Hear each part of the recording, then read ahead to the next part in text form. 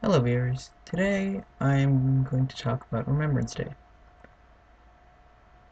Now, every Remembrance Day we all think back on those brave men and women that gave their lives so we could enjoy the freedom and peace that they fought so hard to create.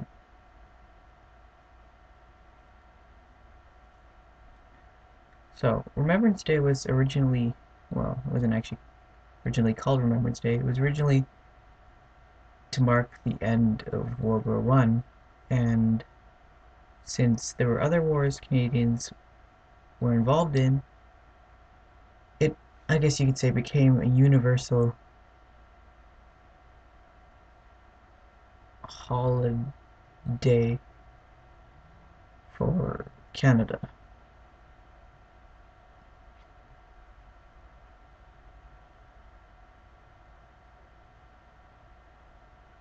Now, we all think that we can understand the position these people were in. The truth is, we really can't.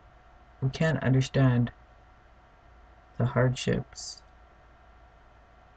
the starvation, the wounds, friends and comrades dying,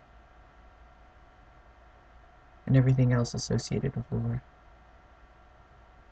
We simply just can't physically understand it. And I don't think most of us could take it physically and mentally.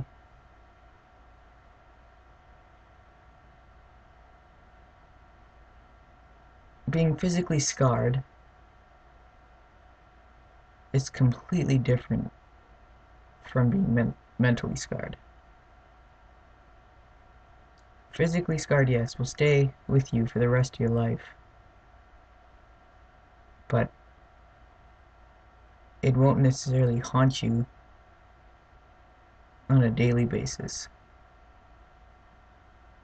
like a mental scar can. For example, PSD, or shell shock, post-traumatic stress disorder.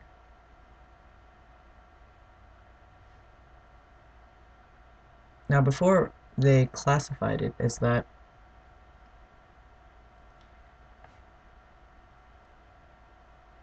generals just thought that their soldiers were cowards, and any soldier that checked into a field hospital with that description was, labeled a coward, sometimes even court-martialed, or in some cases even just straight up executed.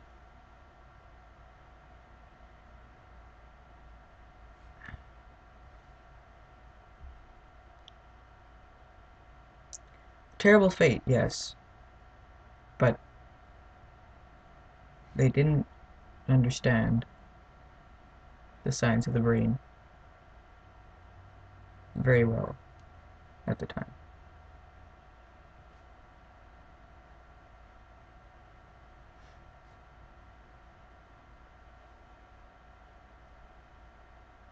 And this is very unfair and unjust on a lot of people.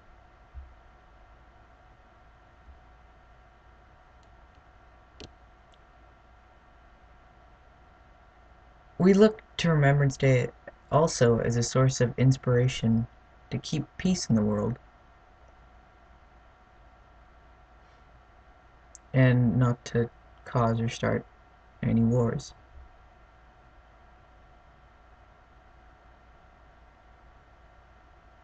Yes, I know in Canada that maybe our army even close isn't even close to,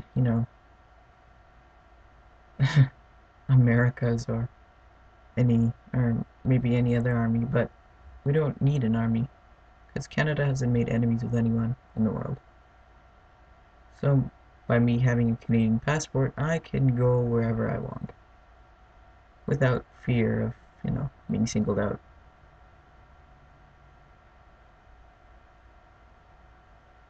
And that's quite a good thing. I really like that. I think all Canadians like that.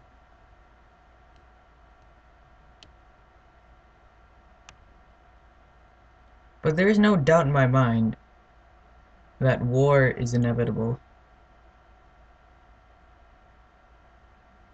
Peace can't last forever. Even though people may claim it can, it can't. So what do I see upcoming? Well, as it is, the world is isn't it's not very loose, but it's not very steady either. Somewhere in between.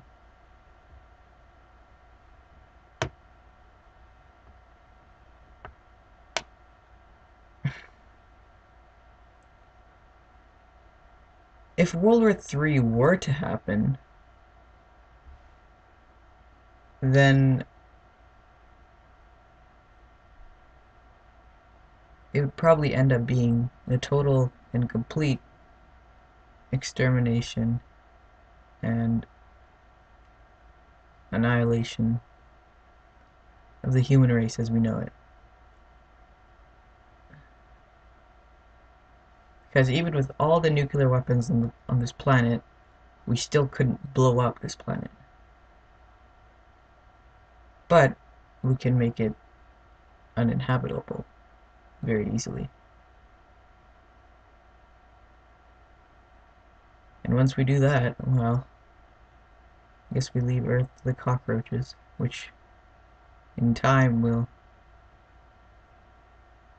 evolve, and advance, and someday may even be planet of the roach.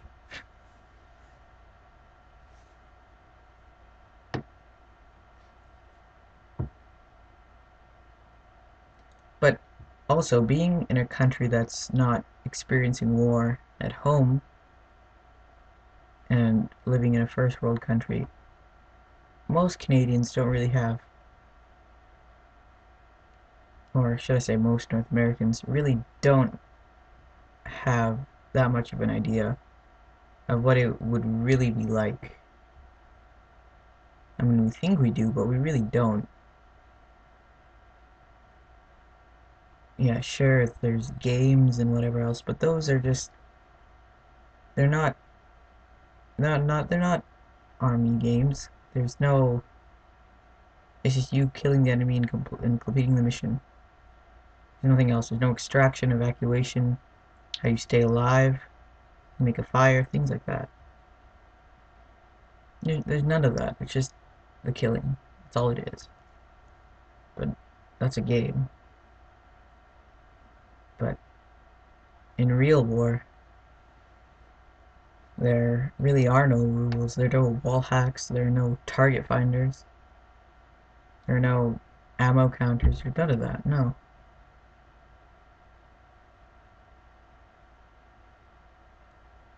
That's why these people are so good at what they do. And we have to honor them for that in protecting this country. I'm not advocating for war. I'm not saying it's a good thing because it's a bad thing, but it's a good thing in a sense because war has helped advance society so many times. Like, for example, during World War II, we were just entering the monoplane phase. At the beginning of World War II, biplanes were finally going out of fashion. And at the end of World War II, we had jets, and we were using rocket fuel. Well, not necessarily we, the Germans were, but still. And there were things in World War II that were capable of breaking the sound barrier.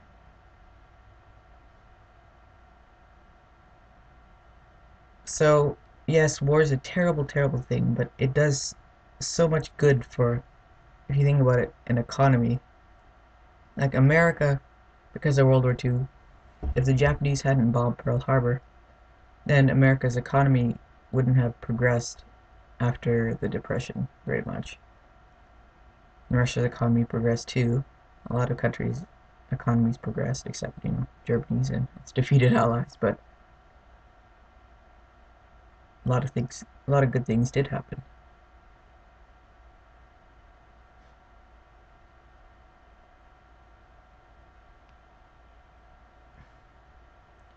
But one day, I'll have to visit Flanders Fields. I hope you know what Flanders Fields is.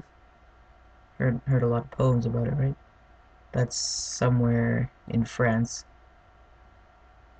Vimy Ridge, I believe, in World War One, which we took in October 1917.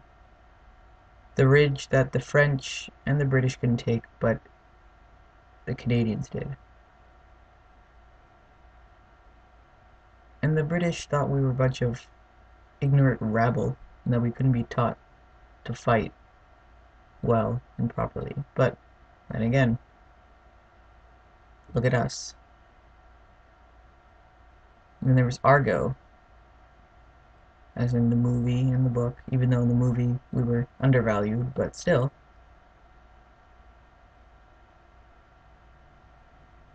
Canada has still made contributions to this world and will continue.